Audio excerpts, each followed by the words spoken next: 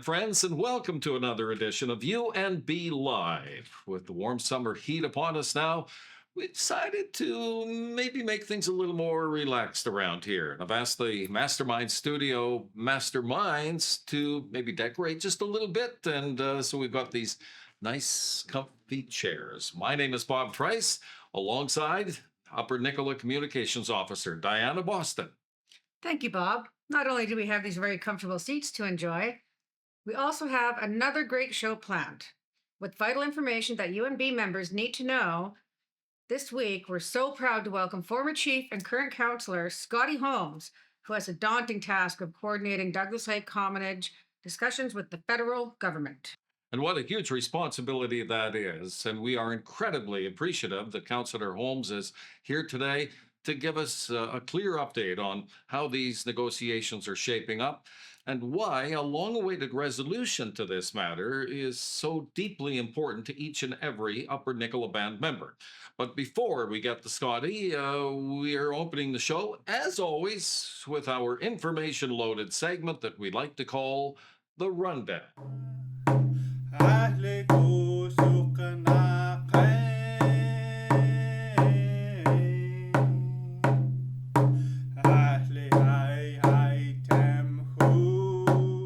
Off the rundown this time around is the fact that with summer, schedules often change, vacations are underway, and that means a general band council meeting isn't happening this month, Diana.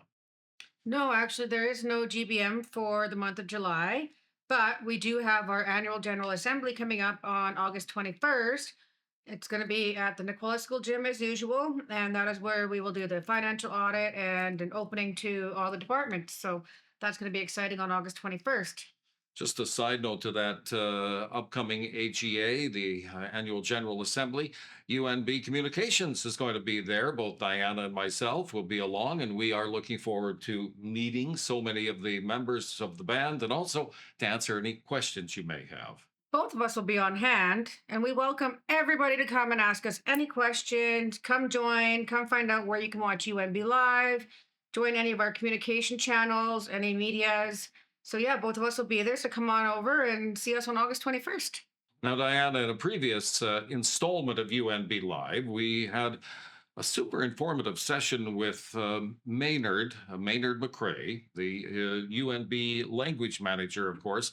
And that brings us to an upcoming summer language camp. And yes, we have the Insulction Summer Camp happening in August from the 20th to the 22nd, and that will be taking place up at Glimpse Lake. So we welcome all to come and sign up. You just got to call Maynard McCrae or Justine Manuel, and they will sign you up for our Insulction Summer Camp, language camp. Diana, I understand that Custom Team is at it again with another cool event on the way.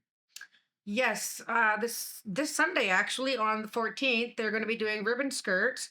Unfortunately, it's full, so we're going to have to wait till the next one. But there will be a group down there learning how to make ribbon skirts for future endeavors. An opportunity in waste management coming up. Yes, actually, we have a job posting out right now it's actually a request for proposals. We need a new waste collection person. All you have to do is send in your resume to hr@uppernicola.com.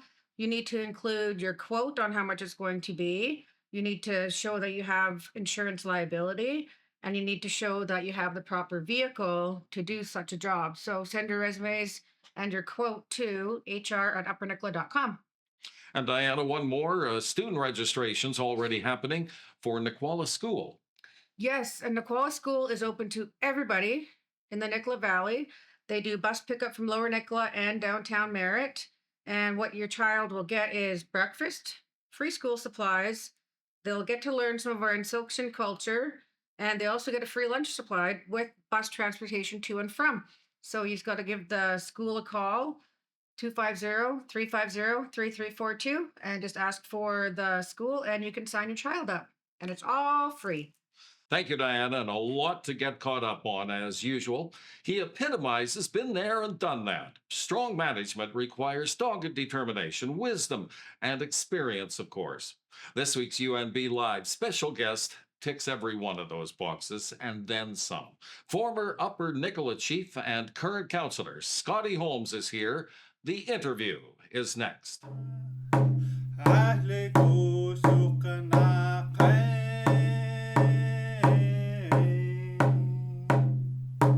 أهلي هاي هاي تمهو UNB Live continues now with vital information that all members will need to be aware of regarding the long-standing Douglas Lake Commonage claim.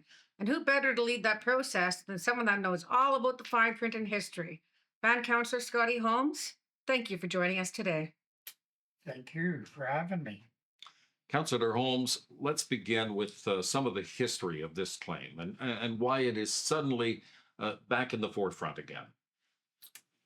Well, a lot of changes have been made in terms of how First Nations are dealing with their title and rights issues and their in the history of how all these changes have been made to put us into the whole stranglehold of Indian affairs sort of thing. So now we've turned that around because a lot of case laws, uh, legislation changes, the whole series of things.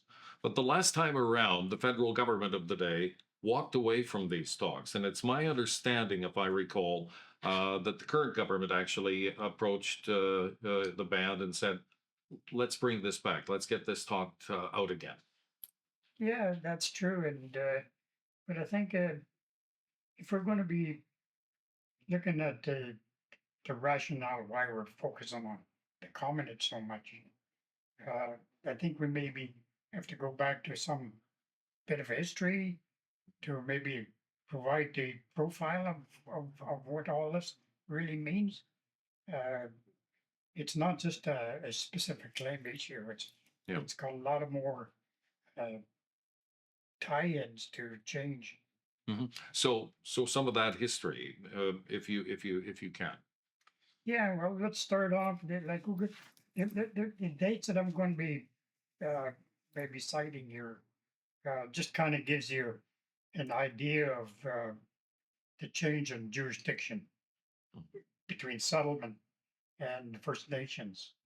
So let's start off in like 1858 is when BC actually became a colony. And so in that period of time also they created what they call the land ordinance. And that was created just because of the gold rush. But the point here is this is when the colonies began to take over jurisdiction Hmm. and diminishing First Nations.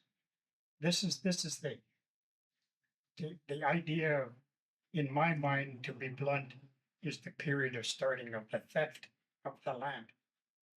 And that land ordinance was to help create that, justify that. So, in that sense, then when based on the colony uh, jurisdiction control, then of course we get into the era of the Dominion of Canada then. So, like in 1871, the colony, the BC colony, joined the Confederation. And so under that agreement, colonial government put in a clause called Section 13. And what that meant was the colony put all the responsibility and jurisdiction over to the federal government. So the federal government was responsible for the reserves of Indians. So what they were saying, they were washing our hands of the Indian problem. That's what the reference was made to at that time. And so the problem expanded from there because the settlement possibilities, that Yeah. rope just got really long. Yeah. And so part of that inclusion, though, is when that transition was made, there was also agreement between the federal government and the provincial government or colonial government to create what they called a land Indian Reserve Commission. Mhm. And so that was probably around the 1878 when this commission was really actually formed to justify the reserve status, and so Yeah. that's kind of where the commonage was also established. And maybe just a little bit of an explanation of what the commonage is. Commonage was uh, a- an alternative uh, to the use of land in this particular area. The Douglas Lake Commonage, which uh, adds up to about 18,553 acres. So the rationale behind that was the First Nations were getting kind of ticked off with the settlers coming in and settling in within Indian territory. And so there was basically a sense of uprising. And so to help mediate that, they created this model of we let the Indians use it and then the settlers using it and as a common area. That's Right. where we get the commonage from. But in this instance, the Douglas Lake Commonage through the Indian Reserve Commission is if it didn't become or it could discontinue to be a common use, then it was going to revert into an Indian reserve, part of Upper Nicolet. Right. Well, that didn't happen. No. No. So in 1890, the colonial government, who was who had jurisdiction of the lands and Right. Suffice it to say, the problem goes way back, and so the resolution is very complicated. So what happened to the last time that you guys tried to resolve, or we tried to resolve this? well, the last time it was kind of the same process that we went through here. You provide your legal facts and the arguments submitted to what they call special or the specific claims branch. They look at your submission, Mhm. and most of the submission that we would be making is um, uh, breaching their fiduciary obligation. It's a legal technical stuff, and so we submit that. They take a look at your what you're submitting, why you're claiming, uh, whatever that might be. Then they'll agree or not agree. And so in 93 up to 95, like we submitted our first one on 93. 95, they rejected it. And so then we had to resubmit, go through all the bureaucracies and things. So then again, we submitted, and this time in 2001, they accepted it. Mhm. And so what we did is in 2001 to 2005, we were on negotiation table along with the BC. Right. Federal government had a mandate to negotiate. BC only came in as a observer status only, so there wasn't a clear mandate. I recall that. But in 2005, one of the things that happened prior to 2005, I think in 2004, it's 23 or something, 2004, sorry. Oh. There was a Wacom case. And that was a case that was, again, it was about fiduciary obligations, but it was between two bands. It wasn't the band and government. This was, so anyway, the decision on that case, the judge's decision was there was no owing of fiduciary obligation that had meant for that particular case because between those two bands, which is different from what we're talking about. Yeah. So And then government walked away they walked away. Yeah. without an explanation. No. They didn't even come back and say, well, sorry, let's sit down and have a discussion. Yeah. They just shut her down. Shut her down. Yeah. You know, So now let's come up to today. So now we're into the current discussions. I know these are all very preliminary, but what can you give us kind of a snapshot as to how things are shaping up? Do you feel a sense of hope? Maybe.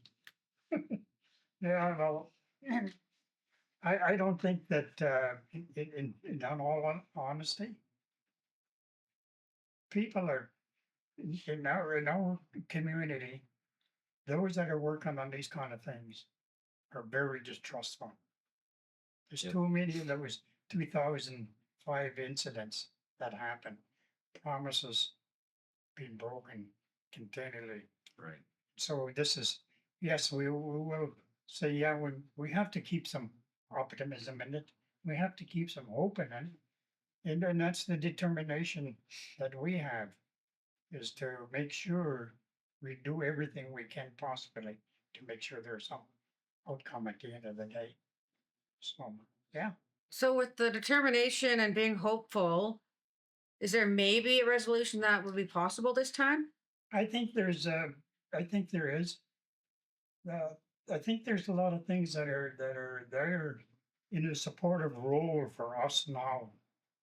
First of all, in 2005 time, a lot of the case laws that were there weren't there that are here now that supports this kind of initiative. We didn't have the United Nations Declaration, Mm-hmm. UNDRA. That wasn't in place, and so that now is part of the supporting role. It's an international uh, obligation to Canada now that they address. And so then now recently in the last couple of years, we have no legislation.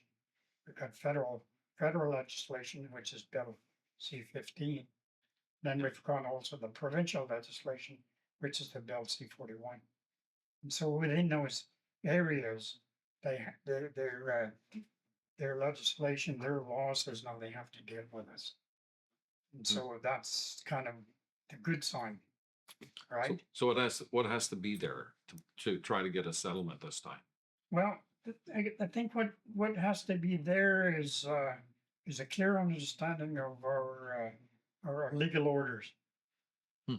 You know, and Yeah. so when you look at government and how it operates, it's always about some legal order or the rule of the law, those kind of things. Yeah. And so that comes from their constitution, the Canadian Constitution, 82. So we just take that and say, okay, if that's what you're saying, Yeah. let's play that game. And but in that you got section 35. What does section 35 mean? You know, acknowledge or recognizing, our title rights, First Nation Yeah. title rights. But we're saying is also one of the cases that we're talking about, or a couple of the cases, Yeah. helps us a little bit more differently. Well, and I'm thinking to myself, it's the old adage, uh, will and way. If there's a will, there's a way. So you're detecting a will on the other side, at least at this point. They don't have no choice. That's the story that Yeah. is. Like I say, they've got too many things that they say that they tried and failed in. The case laws are these. Now they're accepting some of their own legislative, the DRIPA, Yeah. the bills that we just mentioned here. That's not because they wanted to, it's because they've been forced to. So come Right. hell or high water, we're going to Yeah. get this done. Exactly. I mean, why not? Yeah, got a good point there. So, Scotty, one last question. Might be a difficult answer, I'm not sure, but how would a positive outcome for these commonage discussions impact individual band members? Well, first of all, you'll get land back. That's particularly yours. That's right? 18,000 plus acres. Yeah, that's yours now. Right. To do whatever you want with it. Now we're of course Yeah. in reasonable. Collectively I would say. speaking. But that's what you get. But there's also the possibility that this gives you an opportunity to, we may look at the 18,000 acres plus the commonage, but there's also availability for us to look at alternative rather than just and maybe leave the 18 and get something else that's more different, Yeah. that has more useful value to the individuals. Well, obviously, you've been down this road before. This is not your first rodeo. You're trying to get this long, historic issue resolved. And it sounds like there are many hurdles to climb yet. But, like you said, they have no choice. And so just maybe, we're on a path. Yeah, the intent and I guess the goal is, it's not just a maybe, we know we'll get some land back one way or the other. This is the most reasonable way to do it is through the negotiation. Yeah. But if that fails, then we'll have to take on some other alternative way. Thank you for thank you for answering that because that was gonna be my final question for you. What next? What next?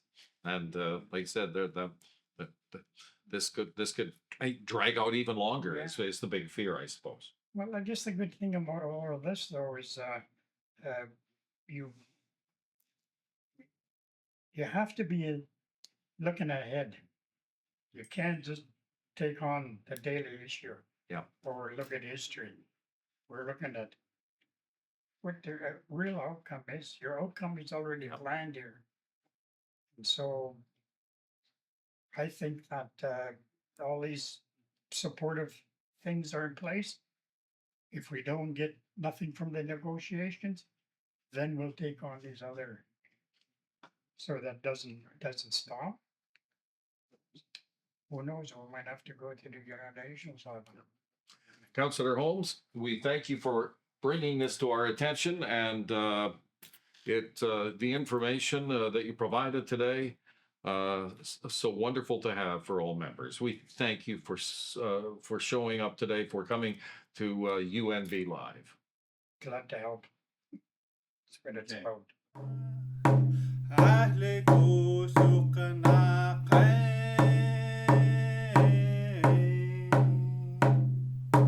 أهلي هاي تمهو. That's going to do it for this edition of UNB Live. Our thanks again to Band Councillor, former Chief Scotty Holmes, for providing such good information regarding the Douglas Lake Comedy situation.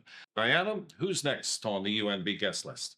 Well, Bob, the next guest will be Housing Manager Cliff Chilhizia. Confirmed that yesterday. And so until next time, my name is Bob Price. She is UNB Communications Officer Diana Boston, soon to be married Diana Boston. Very soon. Very soon. Until next time, we thank you for watching. We thank you for listening. أهلي هاي تمهو